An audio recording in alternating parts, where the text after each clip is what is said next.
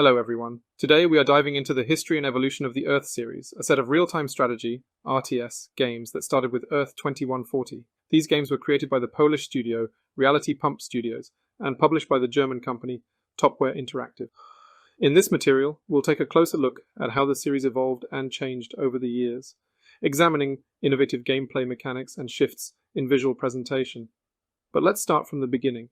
The game stood out from the competition at the time of its premiere due to its unique atmosphere, and its unique features ensured that it is still remembered by many players today.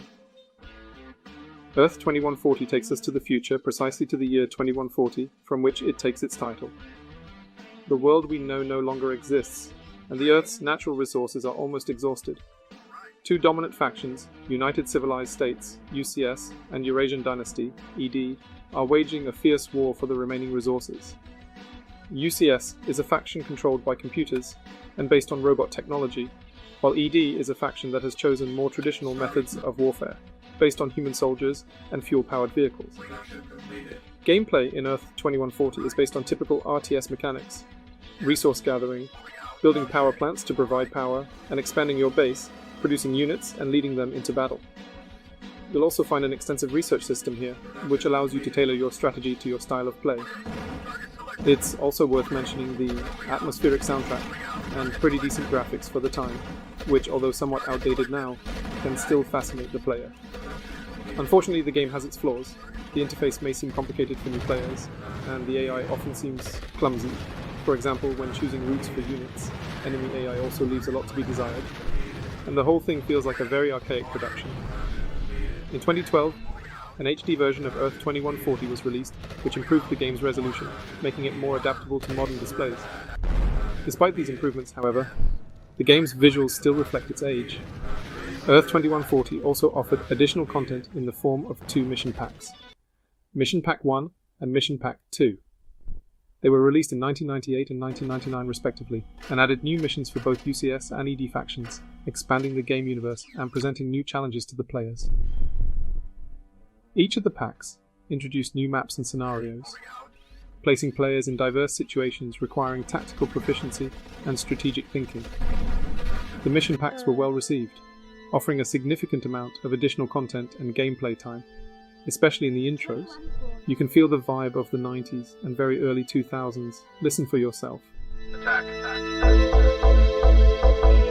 This is Earth 2140. Target select. Territorial expansion. These mission packs are included in the HD version of Earth 2140 available on Steam, ensuring that players have access to the full Earth 2140 experience. Despite this, Earth 2140 is a solid classic RTS, which deserves the attention of fans of the genre. It offers many hours of fun, a position worth reaching for genre enthusiasts. The game is available on the Steam platform in the HD edition, but it does not enjoy very good opinions. Based on 206 opinions, the ocean is mixed, and there are only 56% positive reviews.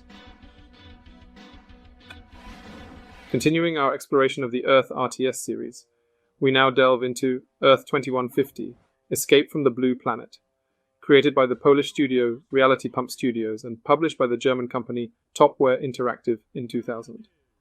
This installment of the series presents numerous innovative elements to the realm of real-time strategy games, distinguishing it from its rivals.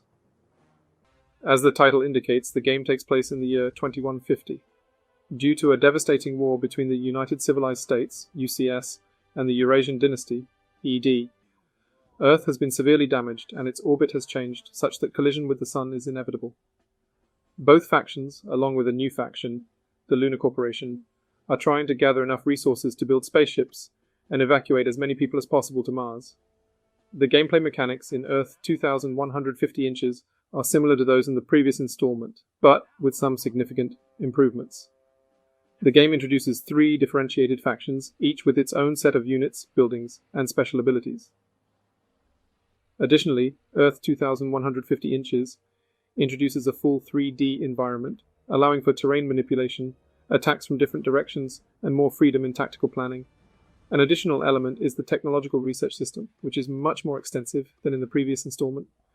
Players can customize and upgrade their units, adding new weapons, armor, and other enhancements, introducing a strategic element, and giving players a sense of uniqueness in their armies. Earth 2,150 inches included 3 campaigns, 1 for each faction. Each of them offers a unique storyline and missions, giving players a lot of variety and replayability.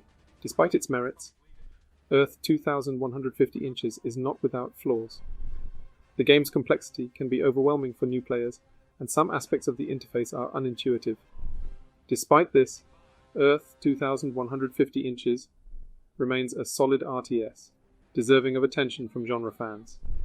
In 2001, an expansion to Earth 2,150 inches titled The Moon Project was released, followed by another in 2002. Lost Souls. Both of these expansions added new missions and units, expanding gameplay possibilities. Earth 2,150 inches was highly praised for its graphics, which were impressive at its time, particularly for advanced lighting effects. The use of full 3D allowed players more control over the action and the game space, which contributed to its success. The game is available on the Steam platform as the Earth 2150 trilogy, which includes the original game and both expansions. Despite the passage of years, the game continues to be popular, and at the time of creating this material, based on 390 reviews, it has a mostly positive rating with 76% positive opinions. This is proof of the playability of Earth 2,150 inches as a classic RTS, and it continues to receive positive reviews from players. And now it's time for Earth 2160, the latest installment in the series, developed by Reality Pump Studios and published by Midway Games in 2005. Earth 2,160 inches is a direct sequel to its predecessor, Earth 2150. The game's action takes place after the evacuation of Earth, which is now nothing more than ruins following the catastrophic war and collision with the Sun. Humanity, divided into 3 factions, United Civilized States, UCS, Eurasian Dynasty, ED, and Lunar Corporation, LC, is colonizing Mars, and each faction is striving to gain control over the valuable resources on the new planet. The game also introduces a new 4th faction, aliens, which significantly differ from the other 3. Earth 2,160 inches retains many of the gameplay elements that made the previous installments so popular, but also introduces many improvements and innovations. Like the previous part, the game utilizes a full 3D environment, allowing players to manipulate the terrain and have freedom in planning tactics.